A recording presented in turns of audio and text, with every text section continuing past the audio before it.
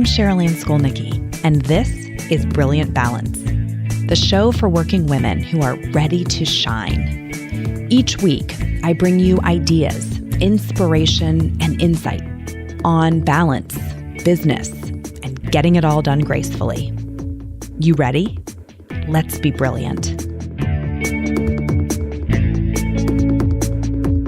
All right, this is episode 338 of the Brilliant Balance podcast, feeding your mind how your content diet could be affecting you. So today, my friends, we are going to talk about your content diet, otherwise known as your information diet. And I got the inspiration for this particular episode when I was hosting a group coaching call with a number of clients. And one of the women, kind of near the end of the call when things had started to slow down, said, "Hey, I just want to put this idea in front of everyone," which is to ask the question, what are you consuming?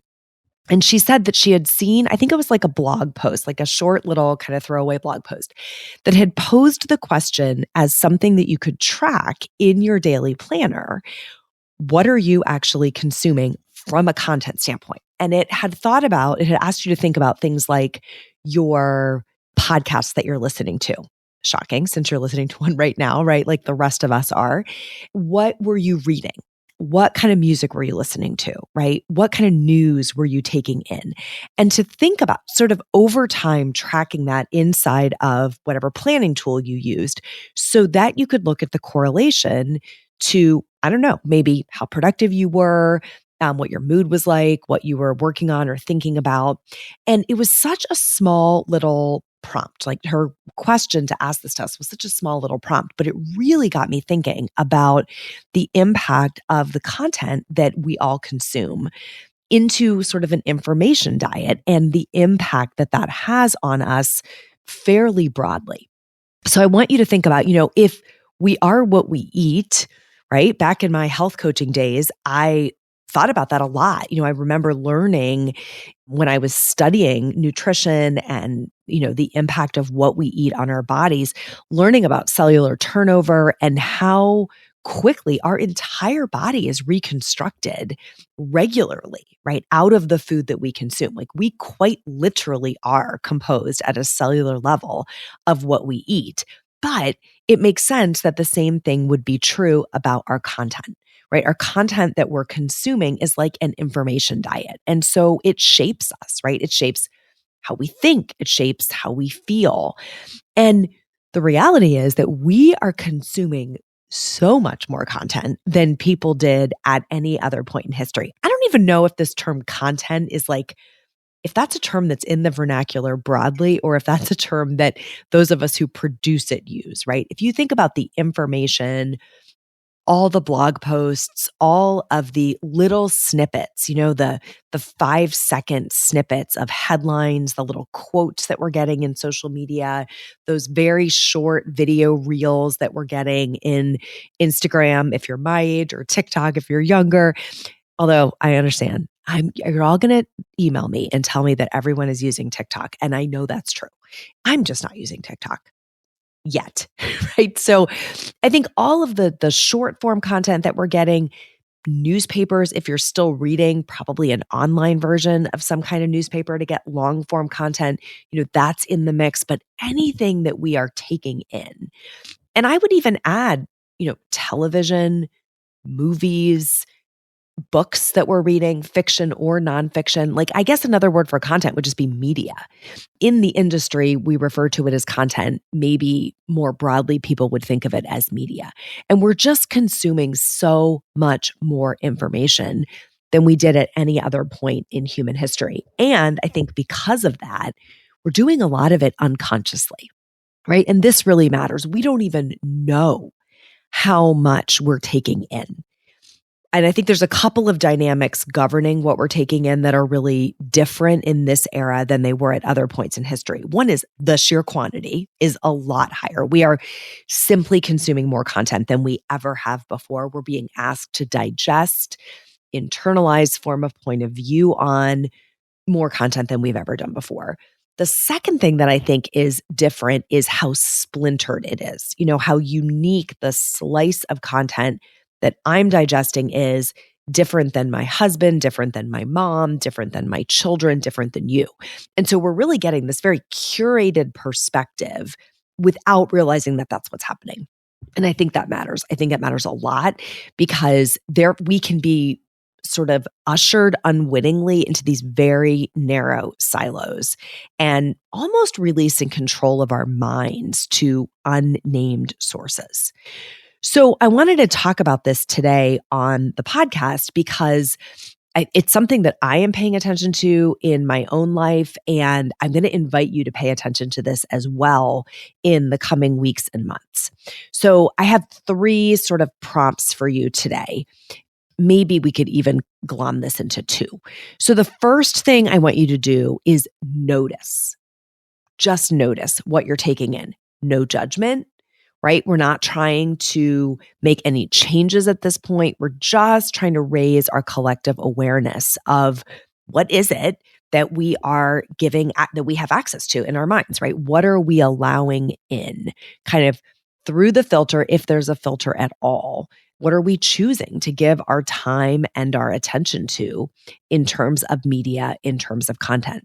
And then I want you to think about how that information diet, all of the pieces and parts that you're letting in, how is it making you feel, right? As a human, when the alchemy takes place and it all blends together, how is it making you feel? And I want you to think about the content. This is what I'm thinking about in a variety of ways. I'm thinking about how much short form content am I consuming versus long form?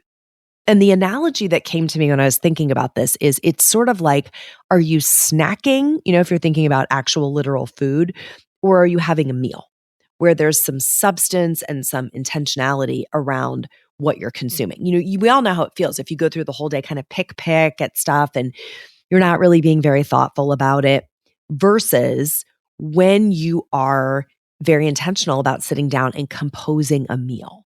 And I think content works the same way. So are you focused on short form content? You're sort of scrolling through a feed, 3 seconds of this, 2 seconds of that, a giggle here, maybe a tear rolls down your cheek if something is particularly moving, 5 seconds here, 10 seconds there.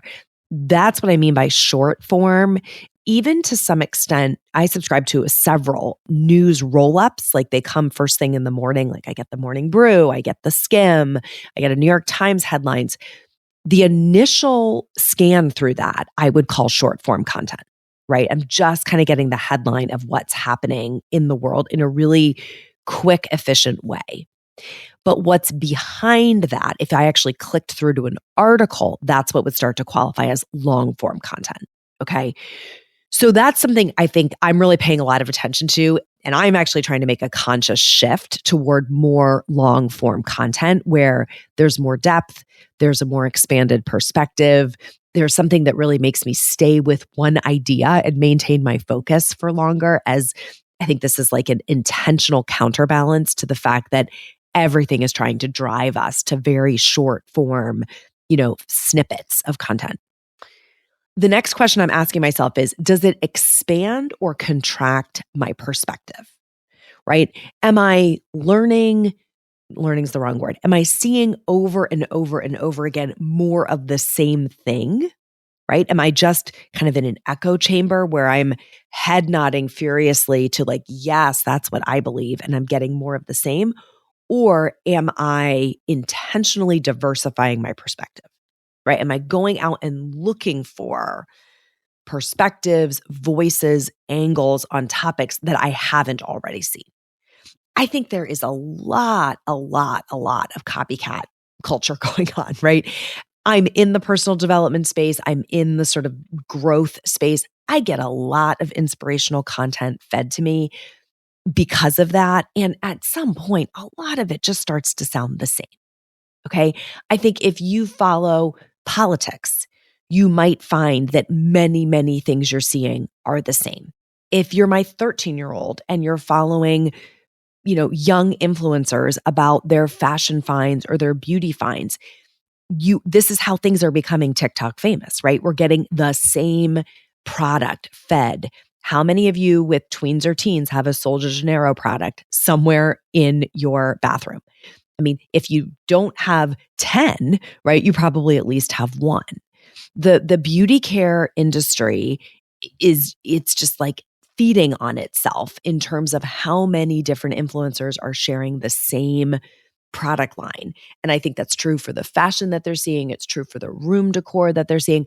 It's even, I think it's at play in, there's a particular style of TikTok video and then everyone's going to make their version of that particular style.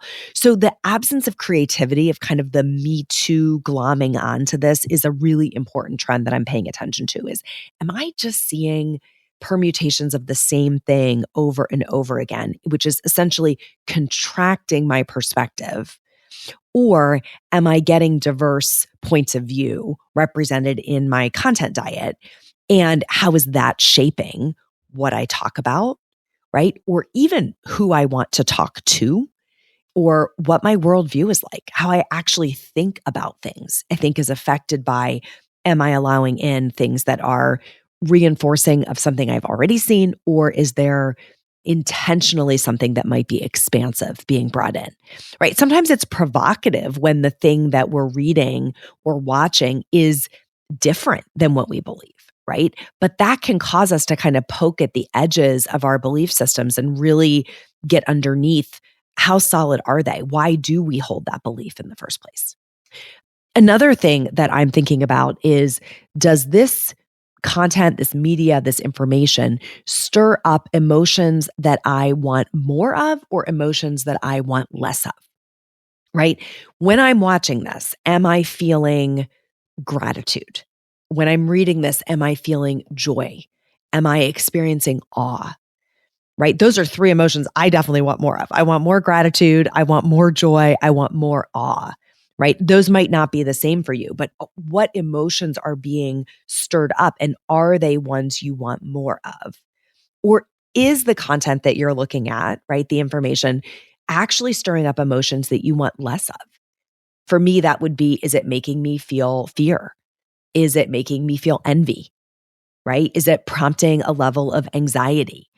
If I'm in a feed, or I am reading books, or I am watching movies, or I am listening to podcasts that are making me feel fear and envy and anxiety, I need to pay attention to the fact that there is a cause and effect relationship between those two, right? So yes, we want to be informed. I have this argument all the time with my parents about the news, because yes, it can be helpful to be informed. But when we are just dipping ourselves repeatedly in something that is causing us to feel afraid or anxious, right? In the case of the news, or if I think about social media, that is constantly just poking and provoking envy and not enoughness, I want to be very conscious of how much of that am I letting in, and remember that I have the controls. Just like back in the day, I was telling my kids this, when we were growing up, we had one TV, and the person with the remote control, by the time we got a remote control, won. They were all powerful in terms of what was the content that we were going to be consuming. What was the show we were going to watch that night was dictated by whoever had the remote control. And I think we have to remember, we have the proverbial remote control, right? Each one of us now in this hyper curated environment around content has the control, has the ability to decide, what are we going to let in and what are we not going to let in? And then even of what we're letting in, how much of it, right? How long are we going to stay there? Now, asterisks.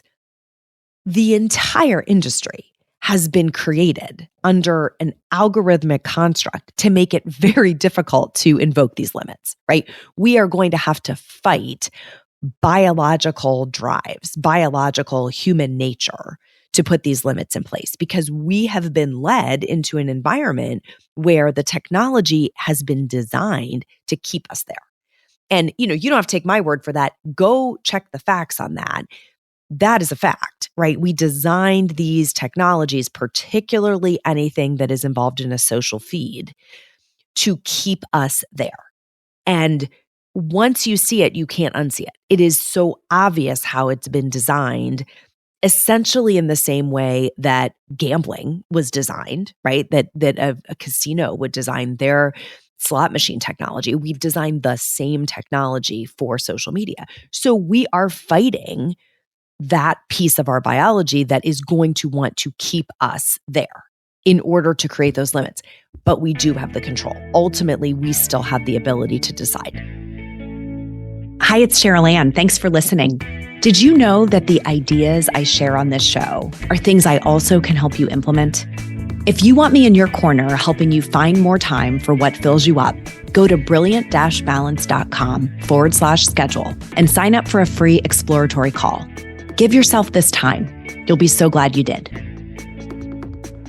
And then I think another important thing I'm asking myself is how much of what I am consuming, how much of the content that I am consuming did I choose versus what got chosen for me? And I'll admit this gets a little blurry, right? This is not a particularly clean answer. Now, if I go to a library, old school library, I'm physically standing there, there's books on the shelf, and I am walking into whatever section I want. Bookstore analogy would work here too. And I'm sort of going through the shelves and choosing a book, maybe reading a few pages, maybe reading the summary, and then choosing that book. I think we could argue I chose it. I mean, if we go way upstream, it's like, yes, the book had to be in the library or the bookstore in the first place, but I still picked that book and made the decision to read it. Okay. If I'm going to go and read a newspaper, I chose which newspaper I'm going to read or which article I am going to flip to and open. And yes, there is some design technology at play on what's in the front page, what's the headline that's in the mix there, but I'm still going to call that intentional. And in my world today, where I read a lot of things on my Kindle, virtually all books. Some I still read in hard copy because I just love it. But so many of them I queue up on my Kindle. I would put that into the camp of content that I'm choosing. Even if I got the recommendation from, a Reese's book pick or an Oprah book pick, I'm still saying I made a choice to sit down and put my time and attention into that particular book. If I'm in long form content, I think there's a strong correlation that I made the choice to watch that, right? If I'm sitting down to pick a movie, the movie that I am choosing from one of the 65 million streaming services we subscribe to around here is still a choice. Yes, it has to be curated within the service, but I'm still making the choice. And I'm contrasting that by if I get into a news feed of any of my social channels and I am scrolling, I think I've given up the choice at that point, right? Even if I'm kind of in charge of what I stop to click on or read, so much of what is passing my line of view was not my choice. Somebody decided, some algorithm decided to put that in front of me. And now I'm kind of at the mercy of my previous self. So this was an important insight for me that what is in my feed, and I've talked about this in other episodes, is driven by what I have given my time and attention to in the past. So whatever I've clicked on, whatever I've interacted with, whatever I've followed, whatever looked interesting to me, I'm getting more of it, right? I'm getting more of the same. So yes, there's a little bit of choice in there, but at this point, it's like you've taken your hands off the wheel and the content is just coming in. And now really the control you have is how do you regulate it? Where are you going to put a governor on that so that there is all of your day does not go by scrolling through stuff that you had no intention of going to look for. And we've all been there. The true confession, right? I will be in an intentional reading time. Like I will be reading a book that I chose to read or doing a morning devotional that I chose to do. And some random thought will pop into my brain, sometimes connected to what I'm reading, sometimes not. And I'll want to fact find about that. All right. I want to get to the bottom of what year did that happen? Or what is the weather going to be next week on Tuesday when we're in this particular city? And I will go to look that up and 25 minutes will go by with me continuing to just poke around in my phone at things I had no intention of doing. We've all been there, right? It's like as soon as the phone gets opened, even if the use case is pure, like I would like to know the weather or I would like to look up this fact, boom, we're in the rabbit hole. So the ability to lose time to these unintentional, unplanned content trails is so prevalent that I am asking myself over and over again, how much of the content that I am consuming did I choose versus what got chosen for me? Okay. So all of this that I've been sharing about fits under the concept of noticing. I am trying to notice what I'm taking in, and I'm inviting you to join me in that, to notice, just to have an awareness, a consciousness of what are we letting in, right? And that is the first step to being able to do anything about it. But if we don't notice, we can't do anything about it. Once we do notice, then we actually can make some changes. And so the next piece of this is, what do I want to add and what do I want to subtract? So just like in my health coaching days, right? When I was thinking about if I wanted to make a change or if I wanted to help someone make a change to their actual literal diet, like what kind of food they were eating, the first thing we thought about was, what do you want to add, right? What do you want more of? And there's really good science behind this. The reason you focus first on what you want more of is that it enables you to crowd out the things that you want less of. Okay, so if you start in deprivation, all the psychology goes backwards. You're actually hungry. You're trying to have we're way off balance. If you start with a health coaching client by saying, okay, what kind of good stuff are we going to focus on putting in? X number of grams of protein at breakfast. We're going to get this many vegetables and fruits into your day. We're going to get these high fiber grains into your day. When we focus on putting those things in, guess what? That person's body is satisfied, right? They're getting the nutrients that they need, and the cravings for the junk goes down naturally. It just dissipates naturally because it's not trying to satisfy hunger.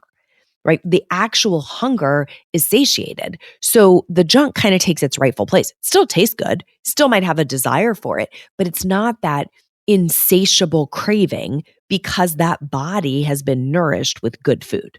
Okay. So now think about how this translates over to content. The first thing we want to do is, what do we want to add in? So this is actually kind of fun to think about for me. Like, what do I want more of? And who is sharing it? What's the source where I could get it? This can be anything from, news. I would like high quality news about these topics. Fair, if that's something that you want. It could be that you really want to go deep and learn more about particular subjects. I don't know if this is resonant for you, but I tend to be sort of sequentially obsessive. Like, I'll find an idea that I'm super interested in. I want to learn everything about it. And then I kind of, okay, satisfied, I've learned enough about that, and I'm on to the next thing that I want to learn a lot about. Maybe there's something tapping at you that you're interested in learning more about that you're not going to get from a 10-second video clip, right? That's going to come from long form content that you chose with intention. Could be a book, could be articles, could be podcast episodes about that subject matter. It could be a movie or a documentary that you watch, but there might be something that you actually want to learn that you could go choose to learn about and stick with for some period of time to actually get that perspective, right? There may be something that you would like to improve in your own life. Like, I'm thinking about, how do influencers, traditional influencers like fashion, home decor, beauty influencers, how could that be used for good, right? Instead of kind of, oh, whatever pops up in my feed. Well, if you're really trying to change your look, if this is a chapter for you where you're like, I just feel like I've outgrown my style and I'd like to change my look, going into a place like, I don't know, Pinterest, and intentionally following people who have a look that you would like to adopt as true inspiration could be a really worthwhile use of time, like building out some boards that are true inspiration boards versus taking whatever the algorithm is feeding you, right? And not even really having a great place to like store it or save it. Maybe there's a particular kind of music that you're interested in exploring and you'd like to go, curate some playlists around that genre of music or a particular artist that you want to hear more of. Maybe it's a particular style of fiction. I was on vacation recently and I really was craving, like, I just would love to read a few great fiction novels. Like, I just want to sink my teeth into something that is somebody else's story that I can get lost in. And it's so delicious to do that, right? To stay with that story. You almost don't want it to end when you've chosen it and you're able to really be immersed in it versus, again, these very short snippets. So I think when we start to combine, I chose it, like it's intentional, with long form content, we get to a little bit of magic around filling up with the good stuff. Okay. And then I think the next question is, what do we want less of, or what do we want to subtract? And this is really about deciding who shouldn't make the cut anymore, right? This might be content that you're going to on purpose. And it might also be stuff that's just made its way into your feed that is not making you feel very good.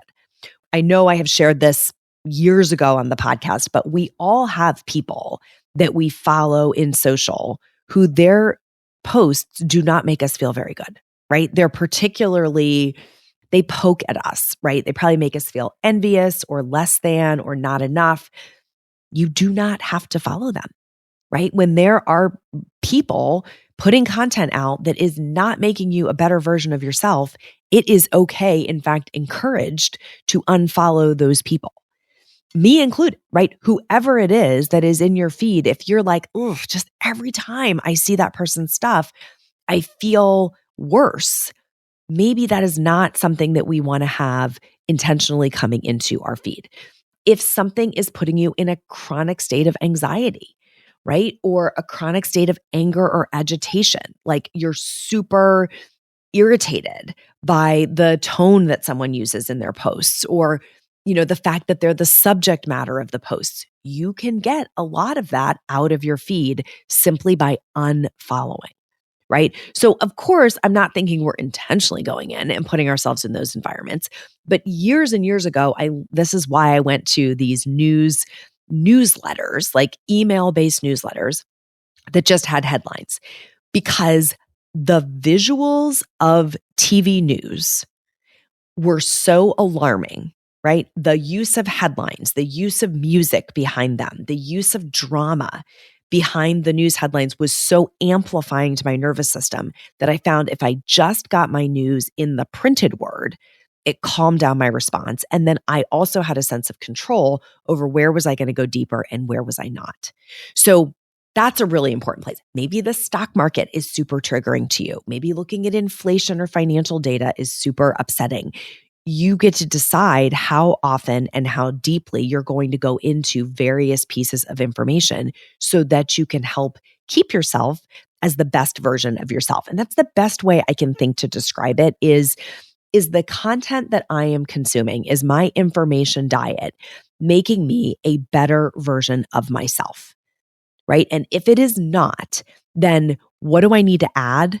And what do I want to subtract by unfollowing, by muting, by unsubscribing, right? By just not seeking out anymore so that I can, fill my feed with things that are moving my life in the direction that I want it to go.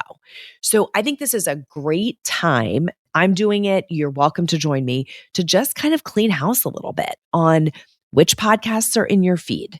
Are they giving you information about subjects you care about? Is there anything that you'd like to learn about that's not already in your feed, right? Which news sources are you following? Who are the people that are making their way into your social media feeds?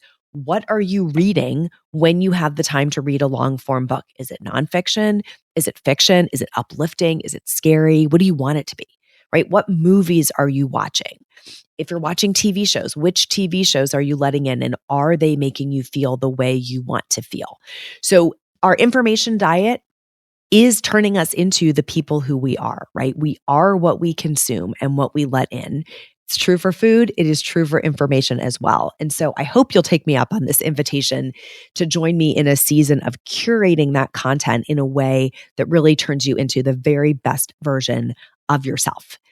Hey, if you liked today's podcast, I would absolutely love it if you could take just a second to follow this show. You can do that wherever you are getting the podcast. Typically, there is a way that you can navigate to the show itself, and then a button, typically a plus sign, where you can follow the show. That puts this show in your feed and says, hey, I'm choosing to get this. This is one that I want to pay attention to. And if you liked this episode and you want to share it with someone who you think could get benefit, I love it when you do that. It is so generous when you share the show with the people in your lives. So just take this episode and share episode with whoever you think could benefit. That's all for today, my friends. Till next time, let's be brilliant.